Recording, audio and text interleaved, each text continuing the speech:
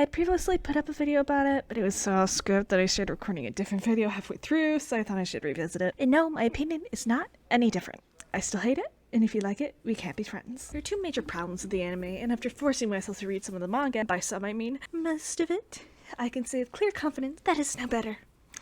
Time traveling and pacing. That's the main problem that this anime and manga have. You think that with the main gimmick being jumping through time that it would have done it a whole lot better, but we'd both be sorely mistaken. The show tells us at the beginning that for Takemichi to time travel, he has to shake hands with Hina's brother. And even this is glossing over the fact that the first time he did it, he was pushed into a train and died, but anyway. This doesn't change for over half the manga.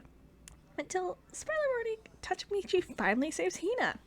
Also, isn't it weird that adult Takemichi has the hots for a literal middle schooler that he hasn't seen in over 5 years or something? Also, given the fact that originally she had broken up with him in the past, this whole thing feels very manipulative. Anyway, when she's finally saved, everyone's happy.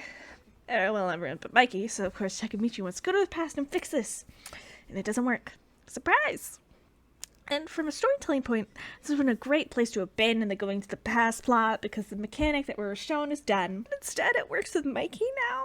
And before you go Shadow, it's because they both want to go to the past, which, what? This would mean that any hand he shakes could end up sending him to random places, which is such a problem. Like, this is not explained at all, and even if it was, it wouldn't make it any better since he's touched so many people, so why did not work that? And this isn't even me getting into the fact that they changed all the side characters and made in the past ones so fast that I feel like the author just wanted to scrap the story and restart it. I mean, the whole plot changes from saving Hina to saving Mikey, and we don't even see a lot of Hina for us to get invested in.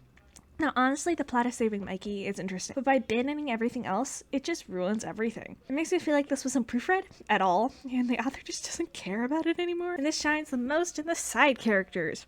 Take Baji, for example. He's shown to be brash and aggressive, but we're told multiple times that he cares about the gang. But when do we actually see that? Even when he dies, it's not like a super heroic death. He dies being brash and aggressive.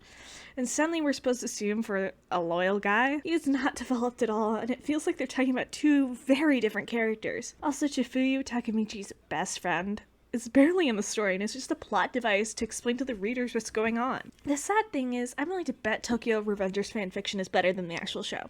Tokyo Revengers doesn't deserve a season 2, and trust me when I say the manga isn't any clearer than the anime. Also, on a completely different note, why the hell does the author make a truck kill the main antagonist? It was so unsatisfying, and there was no big moment for the characters to come together and figure out why he was doing it in the first place. And the reason being that he liked her made no sense, because why the hell would he kill her then? Also, the thing about him being a time traveler also was so forced, and it wasn't even true, so it felt like it was super unnecessary. So, in all, Tokyo Revengers didn't become a disappointment. It was one from the start.